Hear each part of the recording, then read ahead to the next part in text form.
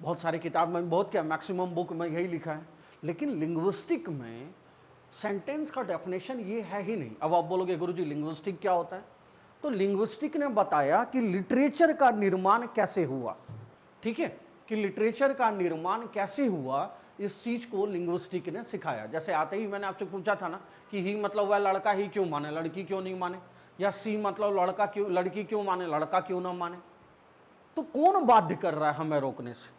जब तक हमारे देश में संविधान नहीं बना था ना बच्चा लोग, अगर कोई पहलवान को कोई पुलिस पकड़ लेती थी और पुलिस पतला दुबला रहता था, तो पहलवान पकड़ के उसको मार के हनुमान बना देता था कि किस अधिकार पर तुम मुझे पकड़ रहे हो। संविधान का निर्माण हुआ, फिर चोर चाहे खली रहे या सिक्स पैक वाला बॉडी वाला रहे, और पुलिस कितना भी दुबला पतला रहे, कानून है, इसी के आधार पर पुलिस अरेस्ट करती है चोरों को। तो बिल्कुल लिंग्विस्टिक ने बताया कि किसी भी चीज का निर्माण किस तरह हुआ। अब आपने डेफिनेशन दिया कि Guruji sentence is a combination of word that makes a sense, ठीक है, इस आधार पर इसको हम सेंटेंस मान लेंगे। फिर सामने वाला क्वेश्चन कर देगा कि जो गलत है क्या वो वाक्य होगा? बिल्कुल नहीं होगा। जो गलत है वो वाक्य कैसे होगा? तो हुआ क्या, जब सेंटेंस का डेफिनेशन देने के बाद ग्रामरिस्ट टेंस में गया, तब उसको दिमाग में आया कि यार हमने तो सेंटेंस का डेफिनेशन ये दे दिया है कि वाक्यों का समूह जिससे एक अर्थ निकल जाए, शब्दों का समूह जिससे एक अर्थ निकल जाए, तो उसे वाक्य कहते हैं। तो बच्चा अगर आई गोस टू स्कूल लिख देगा तो भी तो हमें सही मानना पड़ जाएगा। अब तो गड़बड़ हो गया, गड़बड़ हुआ। तो टेंस में आके उसने कहा कि नहीं, जो वर्ब है वो अकॉर्डिंग टू सब्जेक्ट होना चाहिए। अगर वर्ब अकॉर्डिंग टू सब्जेक्ट नहीं है तो हम उसको सेंटेंस नहीं मान सकते हैं। तो भाई साहब, आप डेफिनेशन में ही बच्चों को समझा देते ना कि sentence is a combination of words that makes a sense and should be grammatically correct. अगर सेंटेंस ग्रामेटिकली करेक्ट नहीं रहेगा तो हम उसको सेंटेंस नहीं बोलेंगे। गुरुजी, बात समझ में आया? अब आज के बाद क्या बोलोगे सेंटेंस का डेफिनेशन? एक बार मेरे साथ बोलो। Sentence is a combination of words that makes a sense and should be grammatically correct.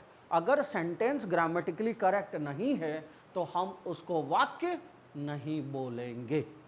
Clear रहेगा? गड़बड़ तो नहीं करोगे? आगे बढ़ जाएं।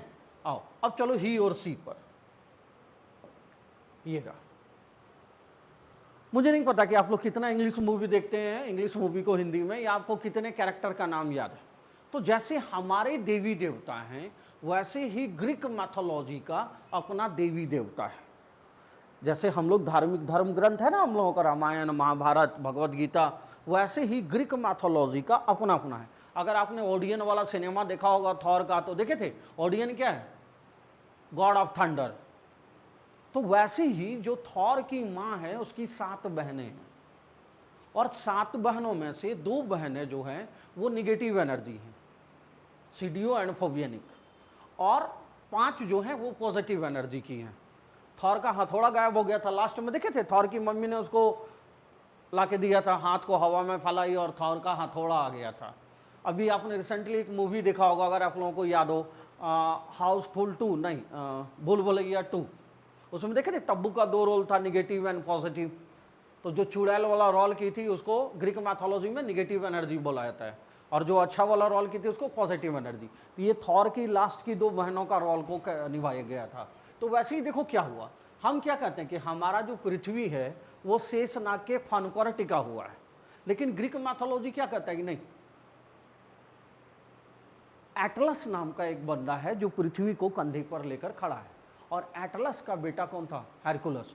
और हेरकुलस से वर्ड आया ही, इसका अर्थ होता है मेल पावर। वैसे ही सी, अब ग्रीक मैथोलॉजी में ये क्लियर नहीं है कि हेरकुलस की ये वाइफ थी या गर्लफ्रेंड थी। इसका नाम था सेरोमेनिया। आप लोग टीवी पर एक चैनल देखते होंगे सीमारो, वो वर्ड यहीं से लिया गया है, सेरोमेनियस। सेरोमेनिया से वर्ड आया सी, इसका अर्थ होता है लव एंड सैक्रिफाइस। इसीलिए हमारी माँ को प्यार और त्याग की देवी बोला जाता है। तो जितना वर्ड आप पढ़ रहे हो ग्रामर में या डिक्शनरी में, हर वर्ड का अपना एक क्या है, वजूद है, जिसको हम लोग एटमोलॉजी कहते हैं। पुराने जमाने में लोग इसको रूट वर्ड बोला करते थे। Root word is quite different from the etymology. ठीक है, यहां तक क्लियर है? कोई दिक्कत तो नहीं होगा। चलो अब आगे बढ़े। अब जैसे मैथमेटिक्स में तुम्हारे पास हर चीज का एक प्रूफ है, a+b का स्क्वायर या थेल्स थ्योरम या पाइथागोरस थ्योरम, हर चीज का एक प्रूफ है, बिना प्रूफ का आप मैथमेटिक्स नहीं पढ़ते हो। वैसे ही अंग्रेजी में हर चीज का एक प्रूफ है। अब जैसे एक नॉर्मल एग्जांपल देके आपको समझाते हैं, जो आप नर्सरी क्लास से पढ़ते आ रहे हो। मैं 4 सेंटेंस लिख रहा हूं, देखना। I goes, he goes, they goes,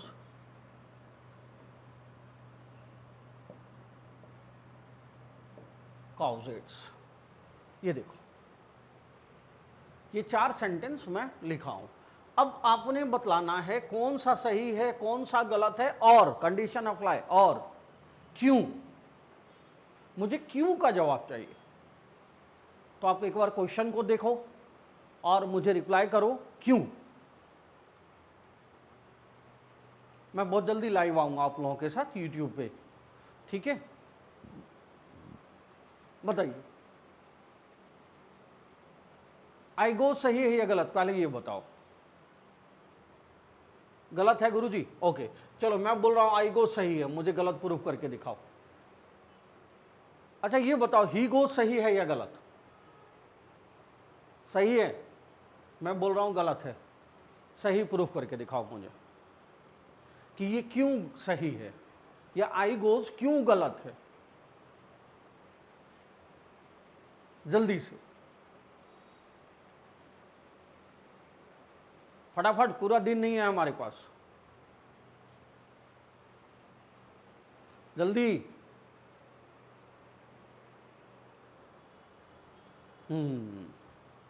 अब आ जाओ तुम लोग। अच्छा ये बताओ, स्कूल में तुम लोग first question, second question, third question पढ़े थे क्या।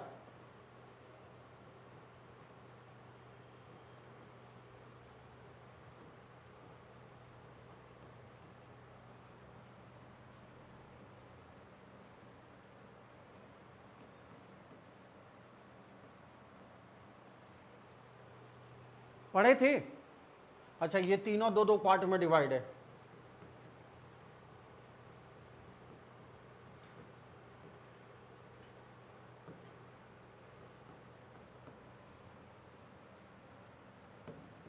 Singular, plural.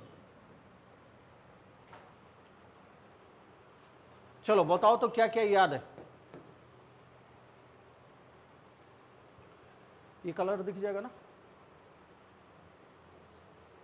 ये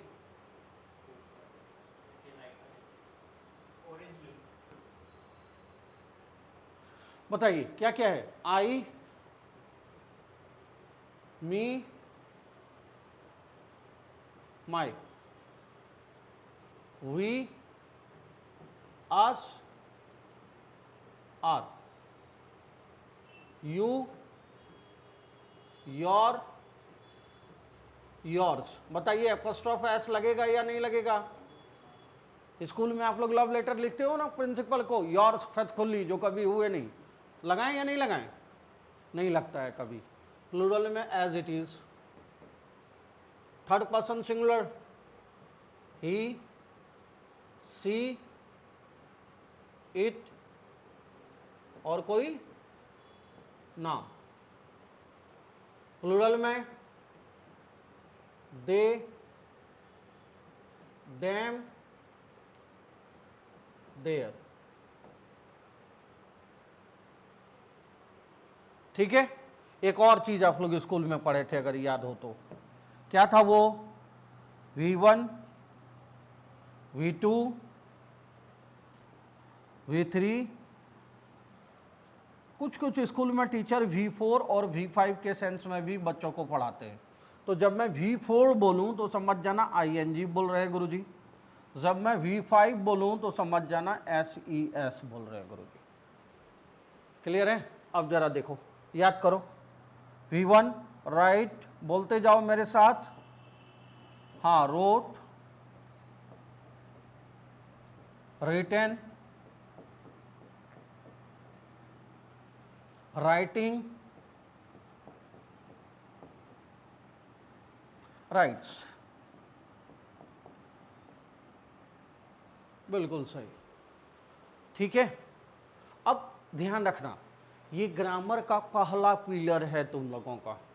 अगर इसको नहीं सीख पाए तो दुनिया का कोई सा भी एंट्रेंस एग्ज़ाम क्लियर नहीं कर पाओगे, क्योंकि आज के डेट में जो एंट्रेंस एग्ज़ाम होता है, चाहे आप BHU का ले लीजिए, DU का ले लीजिए, JNU का ले लीजिए, बेसिक ग्रामर से क्वेश्चन आते हैं, और जो वोकैब आता है वो तुम्हारे डेली यूज़ वाले वर्ड को आता है, जो तुम सोच भी नहीं सकते हो।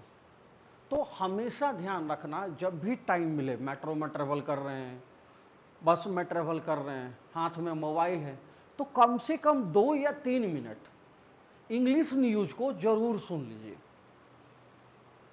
या जब आप मूवी देख रहे होते हो, नेटफ्लिक्स पे कोई प्रोग्राम देख रहे होते हो, हॉटस्टार है, बहुत तरह के OTT चैनल है, तो नीचे जो सबटाइटल अंग्रेजी में लिखा रहता है ना, उसको रीड करना। वो सब ट्रेंडिंग वर्ड होता है, जो सबटाइटल एडिट करके डाला जाता है वो सब ट्रेंडिंग वर्ड होता है। तो तुम्हें धीरे धीरे पता चल जाएगा कि किस तरह के वर्ड एग्जाम में आ रहे हैं। उसके लिए ये नहीं कि गुरुजी 10,000 वोकैब रट लिए, 500 वन वर्ड सब्स्टिट्यूशन रट लिए। रट्टाफिकेशन से आज के रेट में एग्जाम कंपटीशन नहीं निकलेगा। हमेशा ध्यान रखना कि जो भी क्वेश्चंस आपके सामने आ रहे हैं, कहीं ना कहीं एक बार वो आपको टकरा चुका है। बस ध्यान ये है कि आपके दिमाग में वो चीज़ बैठा है कि नहीं। अब इसके बाद आपको कुछ बेसिक वर्ड सिखाऊंगा, जरा उसको देखिएगा। पहले यहाँ आ जाइए। तो write, wrote, written, writing writes. अब ग्रामर कहता है कि जो V5 है ये सिर्फ और सिर्फ थर्ड पर्सन सिंगुलर के साथ लगेगा। जो V5 है ये सिर्फ और सिर्फ थर्ड पर्सन सिंगुलर के साथ लगेगा। अब थर्ड पर्सन सिंगुलर हमारा क्या क्या है? ही, सी, इट और कोई ने। अब यहां आ जाओ। तो बच्चे ने तुमसे पूछा आई गो सही है या गलत? आपने कहा गुरुजी गलत है। बच्चे ने पूछा क्यों? तब आप क्या जवाब दोगे? तब आप रिप्लाई दो कि बेटा ये जो आई है ये क्या है? फर्स्ट पर्सन का सिंगुलर है, और SES किसके साथ लगता है? थर्ड पर्सन के सिंगुलर के साथ, यानी ही, सी, इट और कोई नाम के साथ। इसीलिए आई गोज नहीं होता है, क्या हो जाता है? आई गो। फिर आपसे पूछेगा ही गो सही है या गलत? आपने कहा ही गो सही है। उसने पूछा क्यों? तो आप एक्सप्लेन करो कि बच्चे ये जो ही है ये थर्ड पर्सन का सिंगुलर है, और SES सिर्फ और सिर्फ थर्ड पर्सन के सिंगुलर के साथ लगता है, इसीलिए ही गोज हमारा सही है। फिर वो आपसे एक सवाल करेगा, दे भी तो थर्ड पर्सन है, तो दे गोज सही होना चाहिए। आप उसको बोलिए बिल्कुल दे थर्ड पर्सन है, लेकिन दे थर्ड पर्सन का प्लूरल है, और SES सिर्फ और सिर्फ किसके साथ लगता है? हाँ, very good, third person singular के साथ लगता है। और थर्ड पर्सन का सिंगुलर क्या क्या है, एक बार बोल के बताओ मुझे। हाँ, ही, सी, इट और कोई नाम। इसीलिए दे गोज नहीं होता है, क्या हो जाएगा?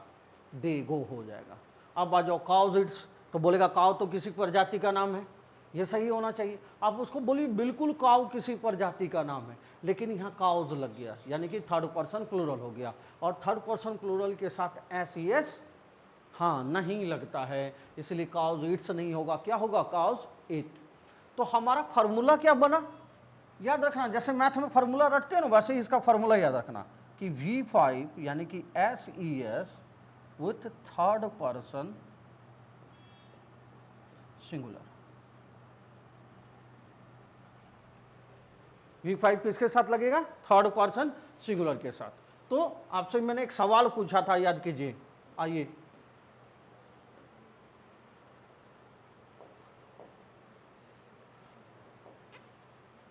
कि दे क्या है? अब बताइए, दे हमारा क्या हुआ? थर्ड पर्सन का प्लूरल। अब ये सेंटेंस में लगकर सब्जेक्ट बन जाएगा, सेंटेंस में लगकर प्रोनाउन में जाके ये नॉमिनेटिव केस बन जाएगा, अलग अलग जगह जाके ये अलग रोल करेगा। लेकिन इसका आइडेंटिटी क्या है? पहला आइडेंटिटी थर्ड पर्सन का प्लूरल है। गुरुजी क्लियर हो गया? गड़बड़ तो नहीं होगा? एक बार इसको आप लोग देख लो फटाफट।